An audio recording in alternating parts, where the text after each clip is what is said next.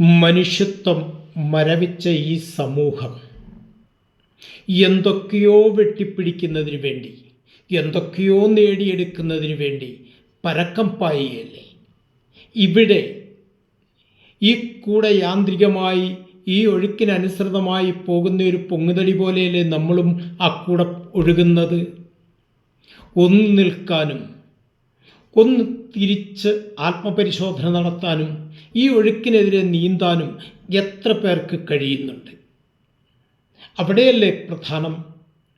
മനസാക്ഷിക്കുത്തില്ലാതെ ജീവിക്കാൻ കഴിയണമെങ്കിൽ ഈ സമൂഹത്തിൽ തിരിച്ച് ചിന്തിച്ചുകൊണ്ട് നല്ലത് പ്രവർത്തിക്കുവാൻ, നല്ലത് പറയുവാൻ, നല്ലത് ചിന്തിക്കുവാൻ, അങ്ങനെ ജീവിക്കാൻ കഴിയുന്ന വ്യക്തികളല്ലേ യഥാർത്ഥ മനുഷ്യർ.